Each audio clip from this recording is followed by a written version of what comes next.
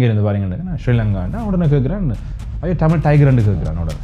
எனக்கு அந்த கதப்பன் சொல்லியிருக்காட்டி இப்போ நான் ஜெயிலில் தான் இருந்தேன். 100 ரூபா 500 பவுண்ட் எல்லாம் போட்டிருப்பான்.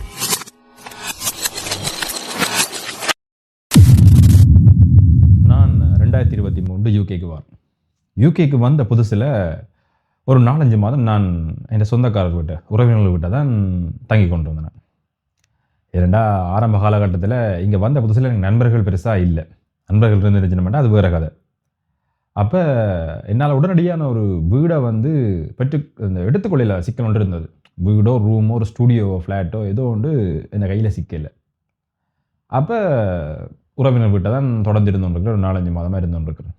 சரி, ஓகே, நாங்கள் இப்படி இருக்கக்கூடாது, தனி ஒரு ரூம் எடுத்து போய் இல்லாட்டி ஒரு வீடு எடுத்து போய் இருந்தால் தான் எங்களுக்கு இந்த லைஃப் வந்து என்ன மாதிரி போகுது. தொடர்ந்து ஒரே வீட்டில் இருந்துகிட்டு இருந்தோம்னா எங்களுக்குரிய என்னென்ன செய்யணும், இந்த நாட்டில் என்னென்ன நடக்குது, என்னென்ன விஷயங்களை தெரிஞ்சிடணுன்றது தனி இருந்தால் தான் அடிப்பட்டால் தான் தெரியும்.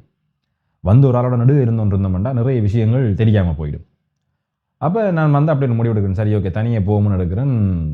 அப்போ எடுத்த ஒரு முடிவில் வந்து பெரிய ஒரு பிரச்சனை உருவாகுது.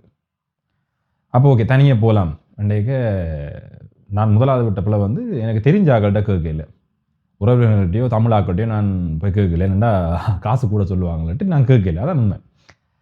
அப்போ நான் என்ன செஞ்சேன்னா, இங்கே இருக்கிற ஒயிட் பீப்புள் இல்லாட்டி கருப்பர்கள் பிளாக் பீப்புள்ஸ் இவங்களை வந்து அணுகி வீடு ரூம் வந்து ரெண்ட்டுக்கு இருக்கான்னு கேட்க தொடங்கினேன். எதாக இருந்தாலும் பிரச்சனை இல்லை, பார்ப்போம் என்ற ஒரு முடிவுக்கு வந்து கேட்க தொடங்கினேன்.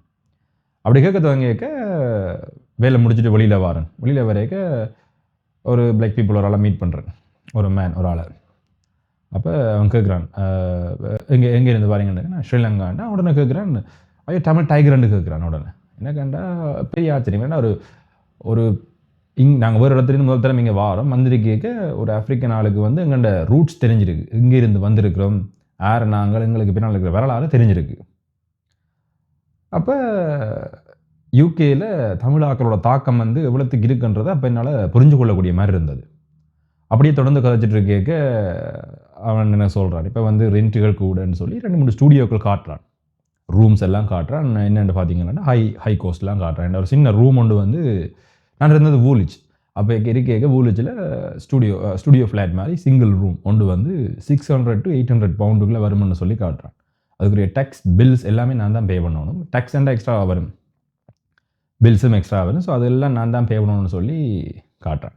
600-800 போயிச்சேன்டா சரியான கஷ்டம். அப்போ ஸ்டூடெண்டாக இருக்கைக்கு ஒரு மாதத்துக்கு உழைக்கிறது வந்து நல்லா தெரிஞ்சிருக்கு. 800 பவுண்டு 1000 பவுண்டு தான் மிஞ்சி பணம் உழைக்கலாம். அதை அப்படியே எடுத்துக்கொண்டு வந்து ஒரு ரூமு கொடுக்குறன்றது வந்து சத்தியமே இல்லாத கதை. அப்போ நான் அந்த கான்டாக்டை அவாய்ட் பண்ணிவிட்டு அதுக்கு பிறகு நான் பலதரப்பட்ட ஆக்கிட்ட விசாரித்து கேட்க தொடங்கி கொண்டிருந்தேன். நான் அப்படி கேட்டுக்கொண்டு கேட்க கடைக்கு டெய்லி வந்து போகிற ஒருத்தன் பார்க்க ஒரு 25லேருந்து 25லேருந்து 23லேருந்து 25 வயசுக்குள்ள இருக்கிற தான் ஒரு படியினத்தன் சொன்னால் தன்னிட்ட ரூம் இருக்குது, நல்ல ரூம் வந்து எனக்கு 200 தந்தால் காணும், இப்போ மந்த்லி 200 தந்தால் காணும், அட்வான்ஸ் வேணாம், நீங்கள் வந்துருக்கலாம், 200 மட்டும்தான் காசு, பெட் இருக்குது, கபோர்ட்லாம் இருக்குது, அப்போ வந்து இருங்கன்னு சொல்கிறேன். அப்போ நானும் ஓகே, அதுக்கு நம்ம என்ன செய்யணும்னா நீங்கள் ஒன்றும் செய்ய தேவையில்லை, ஒரு 50 பவுண்ட் மட்டும் இப்போ தாங்க, நான் ரூமை ரெடி பண்ணுறதுக்கு டேட்டாக இருக்குது, நான் ஃபுல்லாக ரெடி பண்ணிவிட்டு மிச்ச காசை 180 பவுண்ட் நீங்கள் சந்திங்கன்னா சரின்னு சொல்கிறேன். நடுவே கடைக்கு வந்து போகிறோம். அப்போ ஓகே, நடுவே கடைக்கு வந்து போகிறோம் தானே, 50 பவுண்டில் என்ன இருக்குன்னு சொல்லிவிட்டு 50 பவுண்டை கொடுத்துட்டு நான் சொன்னேன் ஓகே ரூமை ரெடி பண்ணிவிட்டு சொல்லண்டா. அவனும் ரூமை ரெடி பண்ணிவிட்டு ஒரு நாள் என்னை கூட்டிகிட்டு போயிட்டு ஒரு ஹவுஸ் உண்டு, அதில் கிட்டத்தட்ட ஒரு 10-12 ரூம்ஸ் இருக்குது, ஃப்ளாட் மாதிரி நம்பர் போட்டு. அப்போ அங்கே கூட்டிகிட்டு போய் என்னை விடுறான், நீ போய் உள்ளே பாரு, இல்லை நல்லா இருக்கும், உனக்கு பிடிச்சிருந்தா ஓகே, இல்லாட்டி நான் உன்னோட காசை திருப்பி தரேன்னு சொல்கிறான் 50 பவுண்டு. அப்போ நானும் ஓகே, நேர்மையாக இருக்கிறானே, நம்பிக்கையாக இருக்கிறானே, ஓகே ரெண்டு போட்டு நான் என்ன செஞ்சேன், ரூமை போய் பார்க்குறேன். ரூம் ஓகே பர்ஃபெக்ட், நல்லா இருக்குது ரூம். ஒரு கட்டில், அதான் ஒரு பெட் உண்டு, அடுத்தது ஒரு கதிரை, ஒரு ஸ்டூல், அதுக்கப்புறம் ஒரு சாப்பிட்றதுக்கு ஒரு சின்ன மேசை, அதோட ஒரு கிச்சன், அது பொது கிச்சன், காமன் கிச்சன், அதுக்கப்புறம் ஒரு சின்ன ஒரு கபர்ட், இவ்வளோதான் இருக்குது. எவ்வளோத்தையும் காட்டி போட்டு ஓகே இவ்வளோத்தையும் 200 பவுண்ட் எஸ் அண்டான். எனக்கு 200 பவுண்ட் சீப்பாக இருக்குன்னு இல்லை, இப்படி எனக்கு இது எம்டியாக தான் இருக்குது நிறைய நாளாக, ஸோ இப்படி என்னால் வச்சுட்டு இருக்க இல்லாது, எனக்கு கொஞ்சம் டியூ கொஞ்சம் பே பண்ண வேண்டியிருக்கு, ஸோ அதெல்லாம் நான் சீப்பாக வரேன்னு சொன்னான்.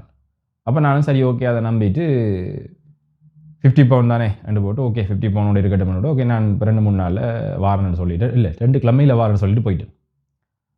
அப்படியே போயிருக்க அப்புறம் நான் ஒர்க் பண்ணி கொண்டிருக்கிறேன், கடையில் ஒர்க் பண்ணி கொண்டிருக்க எனக்கு தெரிஞ்ச இன்னொரு கருப்பன் ஒருத்தன் மாறான் வந்துட்டு கதைச்சிட்டு கேட்க சொன்னேன், இப்படி பக்கத்தில் ரூம் ஒன்று இருக்கிறதுக்கு 200 பவுண்ட் தான் பிரச்சனை இல்லைன்னு சொன்னேன். அவன் நம்ப இல்லை, 200 பவுனுக்கு உனக்கு யார் ரூம் தருவாங்க, இங்கே வந்து கடைசி 500 600 நீ கொடுத்தே ஆகணும், இல்லாட்டி 400 கடைசி மினிமம் 400 600 கொடுத்தே ஆகணும். 200 பவுண்டுக்கு ஒருத்தன் வீடு ரூம் தாரானண்டா காட்டு நானும் வந்து இருக்குன்னு சொல்லிட்டான் அவன். எனக்கு இப்போ ரூம் பிரச்சனையாக தான் இருக்குன்ட்டான். அப்படின்னா நானும் இவனுக்கு கோல் அடிச்சுட்டு கேட்டேன், இப்படி என்னோட ஃப்ரெண்டரால் பார்க்க வைக்கிறேன் யாருன்னு கேட்டேன். நான் சொன்னேன், இப்படி ஒருத்தன் லைக் மேன் தான் பார்க்க நிற்கிறான்னாப்புல. இல்லை என்கிட்ட வேறு ரூம் இல்லை, வேறு கூட்டிகிட்டு வரவான்னு சொல்லி போட்டு கட் பண்ணிட்டேன். என்னடா இப்படி சொல்கிறானே, கட் பண்ணிட்டேன். உடனே சரி ஓகே நாங்கள் அட்லீஸ்ட் எங்களை ரூமையாச்சும் கொண்டே காட்டுவோம்னு போட்டு ஒரு நாள் மட்டும் சொன்னால் நான் ரூம் இருக்க போய் பார்க்க வேண்டி கிடக்குன்னு சொன்னேன். ஓகே இனி போய் யார் பிரச்சனை இல்லைன்னு போட்டு கீயை தந்துட்டு போனான். ஒரு நாள் ஏதோ ஒரு கீ உண்டு. அப்போ இந்த கீயையும் கொண்டு நான் என்ன செஞ்சேன், இந்த கருப்பனையும் கூட்டி கொண்டு போனேன் அதை பார்க்குறதுக்கு. அப்போ ஹவுஸுக்கு முன்னால் போனோடனே அவன் சொன்னால் இதோ விடன்னு கேட்டான். எனக்கு முதலே அவன் கேட்குறான். அப்போ ஓமண்டன் சரி ஓகே உள்ளே போனேன். அப்போ நான் அவன் கதவெல்லாம் திறந்து ரூமை திறந்து காட்ட ஓகே இது உனக்கு 200 எஸ் ஓகே சரி வேறு யாராவது தங்குறாங்கன்னு தெரியுமோன்னு கேட்டான். நான் சொன்னேன் இல்லை நான் இதில் இருந்து பார்க்க போகிறேன்னு பிரச்சனை இல்லை, இது நடந்தாலும் பிரச்சனை. அவன் கேட்டான் ஓகே அப்போ நான் உயிருக்கு ஆபத்து வந்தாலும் பிரச்சனை இல்லைன்னு கேட்டான். ஏன் வீட்டுக்கு இருக்கிறது உயிருக்கு ஆபத்து வரப்போகுதுன்னு கேட்டேன். அப்போ தான் எனக்கு ஒரு பெரிய விஷயமே விளங்குச்சு. அவன் கீழே கூட்டிகிட்டு போகிறான். என்ன கீழே கூட்டிகிட்டு போயிட்டு நான் டேரெக்டாக மேலே ஒரு படிக்கட்டு மாதிரி இருக்கும், மேலே ஏறி வந்துடுவேன். இங்கே அதில் சைட்டில் ஒரு ஆஃபீஸ் மாதிரி சின்ன ஓடை ஒன்று இருக்குது. அந்த ஓடைக்கு போய் நான் கொண்டு போய் காட்டுறேன், இதை வாசின்னு சொன்னேன். அப்போ அதை வாசித்தா அதில் விளங்குது, வீடு இல்லாத ஆக்கள் வெளியால் அனாதையாக இருக்கிற ஆக்கள் வந்து இதுக்கு வந்து கவுன்சிலில் பதிஞ்சு உங்களோட ரூமை நீங்கள் எடுத்துக்கொள்ளலாம். அது ஒரு பங்க் ஹவுஸ். கவுன்சிலில் பதிஞ்சு ஒருத்தன் ரூம் எடுக்கலாம். அதை தாண்டி அதுக்கு நானாக போய் இருந்தேன்டா நான் நேராக ஜெயிலில் போய் தான் இருக்கணும். அந்த கருப்பன் சொல்லியிருக்காட்டி இப்போ நான் ஜெயிலில் தான் இருந்திருப்பேன். அப்போ இங்கே யூகேயில் ஏமாத்துறதுக்கு நிறைய பேர் தெரிஞ்சவன்ருக்கிறாங்க. எப்படா அவன்கிட்ட இந்த காசு பிடுங்கலாமண்டு. நான் இப்போ நிறைய ஸ்கேம் வீடியோ போடணும் என்னத்துக்காமண்டியேண்டா நிறைய பேருக்கு இது போய் சேரணும். இப்போ புதுசாக வாராக்களுக்கு வந்து ஒரு அவேர்னஸ் வரணும். வேண்டாம் பிளைண்டாக கொண்டே கஷ்டப்பட்டு கால் கடுக்க நின்று உழைக்கிற காசுகளை இல்லாட்டி உங்களோட சொந்தக்காரோ இல்லாட்டி உங்களோட பெற்றோரோட காசையோ வீணாக்கக்கூடாது. அப்போ நீங்கள் வர்றீங்களாண்டேக்க தயவு செஞ்சு இந்த இன்னொரு விஷயம் இன்னொன்று இருக்குது, இன்னொரு சைட் ஒன்று இருக்குது. அது இந்த பேர் என்னென்னா அந்த ஃபோட்டோவை போட்டுருவேன், சைட் இந்த ஃபோட்டோவை போட்டுருவேன். நான் கூட இந்த ஞாபகம் வருது இல்லை. சரி ஓகே. அப்போ அந்த சைட்டில் வந்து என்ன நடந்திருக்குன்னா என் ஃப்ரெண்டுக்கு இந்த விஷயம் நடந்தது. என்ன பார்த்தீங்கன்னா புதுசாக வர்றதுக்கு இருந்தவர். அப்போ அவர் என்கிட்ட கேட்டிருக்கலாம், பட் என்கிட்ட கேட்கல. அவர் தானாக ஒரு ரூம் ஒன்று அந்த சைட்டில் புக் பண்ணினவர். புக் பண்ணி கிட்டத்தட்ட 200 பவுண்ட்ஸு கிட்ட ஸ்பெண்ட் பண்ணினவர். என்னதுக்குன்னா 2 டேஸுக்கு 200 பவுண்ட். பிறகு அங்கே வந்து தான் ரூம் பார்க்க போகிறேன்னு சொல்லி புக் பண்ணிட்டு தான் புக் பண்ணிவிட்டு இங்கே வரைக்கும் நான் சொல்லிச்சு தான் ரூம் எல்லாம் புக் பண்ணிட்டேன்டா, சைட்டில் வச்சு புக் பண்ணிட்டேன். அதால் நான் அங்கே போகிறேன்டா டேரெக்டாகிட்டு சொன்னேன். அப்போ நானும் ஓகேன்னுட்டு எனக்கும் ஓகே நான் சைட்டுன்னு சொல்ல நான் booking.com அப்படி தான் நினச்சினேன். நான் booking.com ஓகே அது வந்து ட்ரஸ்டட் சைட். உங்களுக்கு ஏதாவது பிரச்சனைனா கோல் அடிச்சிங்களா உடனே எல்லா இதையும் அங்கே கஸ்டமர் சப்போர்ட் வந்து கூட இருக்குது booking.comக்கு. ஆனால் அதுலேயும் சில பிரச்சனை நடக்கிறது இல்லை. ஆனால் இப்போ இந்த சைட்டில் இவர் காசு கட்டி போட்டு அங்கே போகிறார், அந்த வீட்டுக்கு போகிறார். வீட்டுக்கு போய் தொடர்ந்து கோல் அடிக்கிறார் எடுக்கிறான்னு இல்லை. திடீர்னு பார்த்தா அந்த ப்ரொஃபைல் வந்து அந்த சைட்லேருந்து மொத்தமாக தூக்கிட்டாங்க. அப்போ கட்டின காசும் போச்சு நடு ரோட்டில் ஆள்.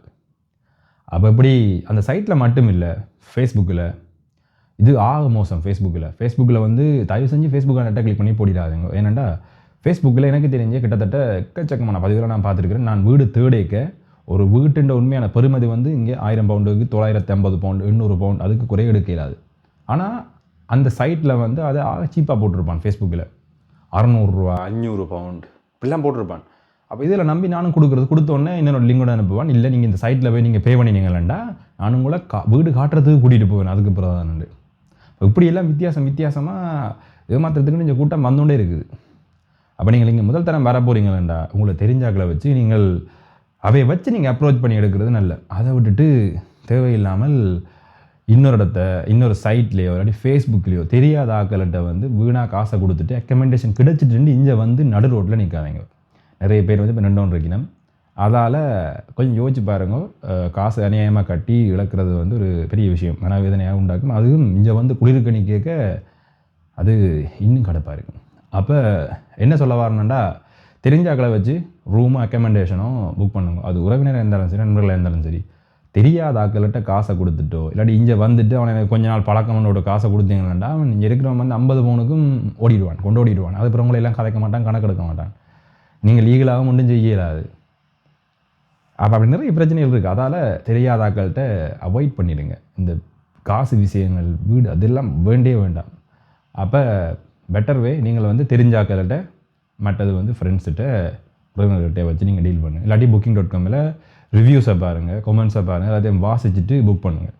ட்ராவலோஜ் இருக்குது, அதுகளில் புக் பண்ணுங்கள். ஸோ இதை தாண்டி வேறு சைட்லேயும் தேவையில்லை போய் புக் பண்ணி நிறைய காசுகளை கொடுத்து மாற வேண்டாம்.